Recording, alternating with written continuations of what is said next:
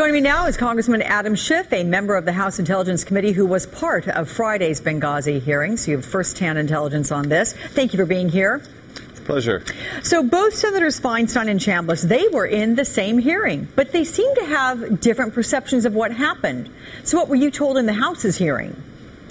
Well, what we were told in the House was essentially that the agencies produced the best initial assessment that they could give us at the time, and that assessment proved to be wrong.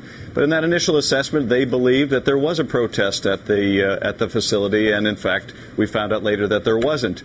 But it was clear, and I think General Petraeus was, quite strong on this point, and that is, even though the unclassified talking points were modified as they went through this interagency process, there was no White House meddling. There was no politicization of the process. The changes that were made to protect classified sources of information.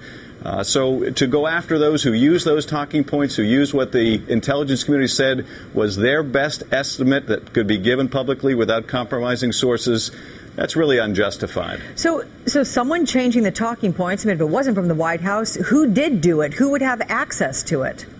Well, it was circulated among several different intelligence agencies, each of which, in a process like this, would add their input, would help in the wordsmithing of the document to make sure that it was both accurate on the one hand, and on the other hand, didn't disclose so much information that it would tip off our classified sources or methods. That's what they said was done when the general was asked, essentially, was the final product something that you signed off on? It was clear that, yes, it was. Now, the general has said that he thought initially that it was terrorism, and I think all of us recognized from the get-go that when you're firing mortars and RPGs at an American facility, that's terrorism. Mm-hmm. But the more important question is, who is responsible, and how do we bring them to justice? And those questions, we're losing focus on, frankly, as we get into this political bickering about what the unclassified talking points were. I really think we ought to be focused on bringing those to justice who were responsible. Well, I certainly agree with you, and I think all common sense thinking people would agree with you on that. But that said, there still begs the question, why put Susan Rice in front of a camera and have her imply that it was a spontaneous uprising if that was not the case? Granted, the truth may have been classified, but does that mean you should float alternate theories?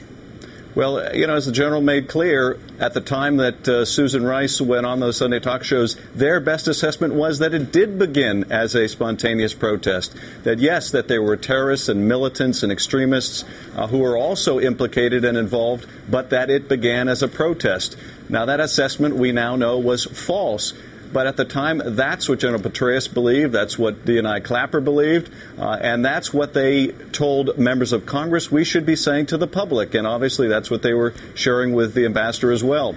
So how do you fault someone for using that best assessment? In fact, I think if the ambassador had gone out on those talk shows and had departed from what the intelligence community had told her was their best sense, then she would have been open to criticism. Why was she ignoring what the intelligence community was telling her? So to do otherwise, I think, would have opened her up to legitimate criticism. I'm curious about the hearings there and how politicized they were inside the room where you were. Was there a real partisan tone? I don't know if it was a partisan tone, but I think it has accurately been said that it seems to be a Rorschach test for the members of the committee. They heard different things from the same testimony. From my point of view, when General Petraeus says this was their best assessment at the time, reflected in those talking points, then it says to me that reliance on that by members of Congress and the ambassador was justified. And it was also very clear from his testimony that there was no evidence whatsoever of any White House interference, of any White House politicization of this.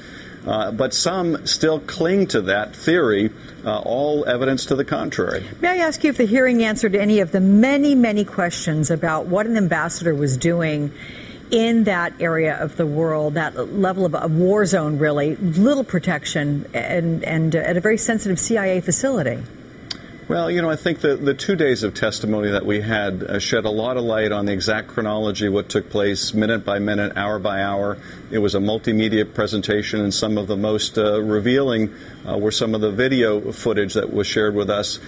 In terms of the ambassador's itinerary and why the ambassador chose to be in Benghazi then, he was a courageous diplomat who was very close to the Libyan people, understood the security situation there and the hazards, but like many diplomats was willing to risk his life for a cause that he truly believed in. There are remaining legitimate, important questions for us to answer about the adequacy or inadequacy of the security there, and I'm confident the Pickering Commission will get to the bottom of that, as indeed other nonpartisan commissions like that chaired by Inman and Crow in the past have made important recommendations about how to improve security. But this was a brave ambassador who understood the risks of his job and was willing to undertake them. Representative Adam Schiff there of California, thank you very much for your time. Thank you.